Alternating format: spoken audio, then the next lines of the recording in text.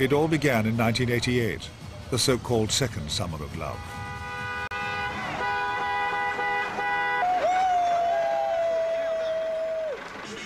Late at night, cars full of revelers packed normally deserted motorways.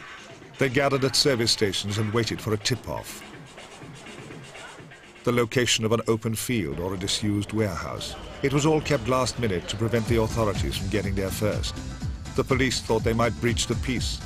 The kids said they just wanted to dance to a new music called acid house. But there was one other crucial element. The new dance music arrived at the same time as a new drug called ecstasy. I'll give you medicine now. The subject is being given 75 milligrams of ecstasy, about 3/4 of a street tab, the largest ever officially sanctioned dose in the US.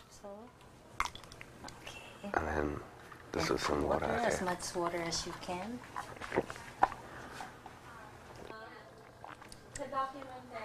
Nothing's happening to me yet.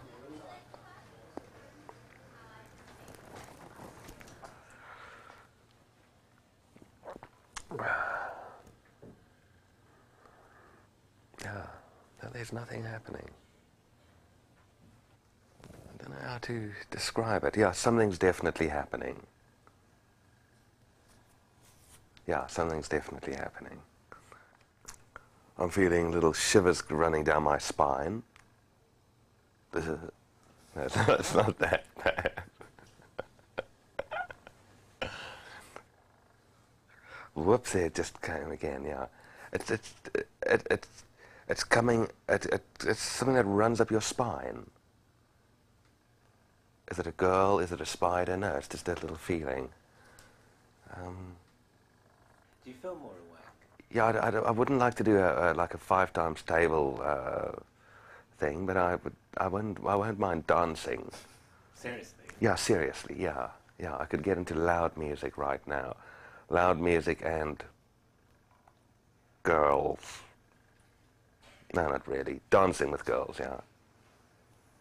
I did the same form earlier, but now I admit to being unhappy a little bit more.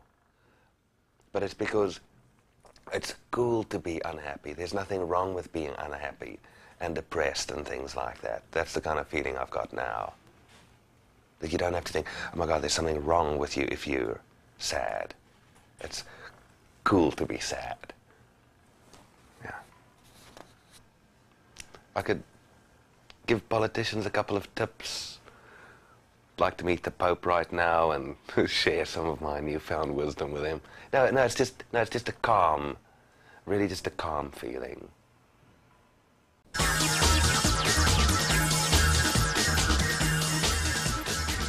However good ecstasy makes you feel, it is dangerous. It has killed. But how necessary is it? Can people listen to pounding, repetitive music without any drugs and still be ecstatic? If there is more to the experience than drugs, what is it? The psychology department of Leeds University tried to find out for us. It wasn't easy. Most psychological tests would be impractical in the hot and crowded conditions of a club. A solution. An adjective checklist. 4 times during the night, a group of 45 ravers would be asked to mark on a line how much of a particular emotion they felt. 20 adjectives cross-referenced would give a glimpse into their state of mind. There were 3 groups: regular ravers on drugs, regulars who weren't, and occasional clubbers as a control. The first finding was unequivocal. They're having a very good time. They're having a very, very good time.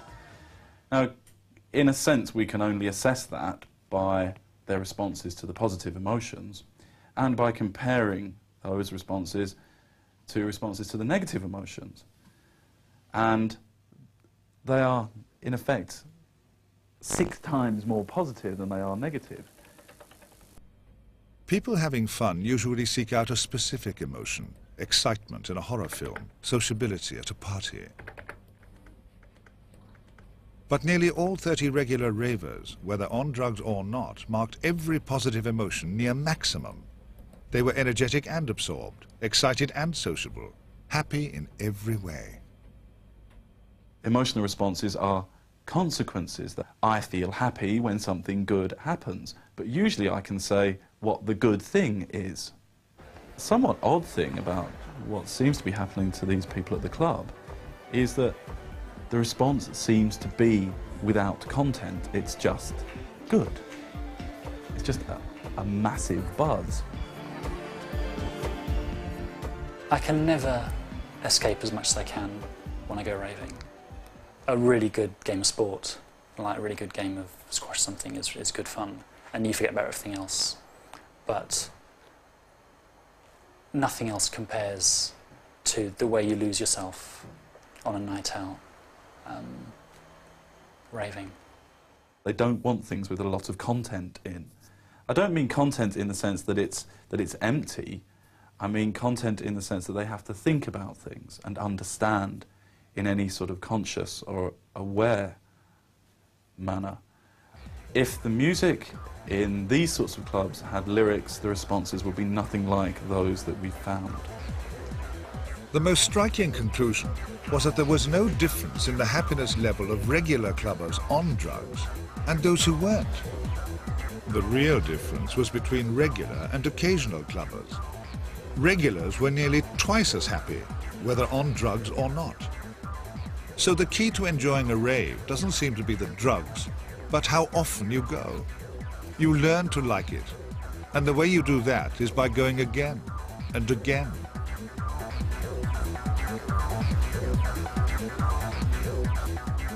But perhaps most surprising of all, reports of feeling sexual across the board were low throughout the night. They stayed at a quarter of the level of positive feelings, like happiness and fulfillment. I'm a bit surprised that this large number of young people in their late teens, early 20s, who are relatively scantily dressed, because after all the environment is very hot, very sweaty, and they're all dancing, how low the reports of them feeling sexual really are. One possibility, and this is actually borne out by talking to ravers, is that losing the tension, losing the anxiety of wanting to find a sexual partner is something that helps them to be more positive still. I mean, I thought it was much better than the sex I'd had, because it was just so much happier. It was with just so many people. And it was such a good shared experience that made it much more powerful.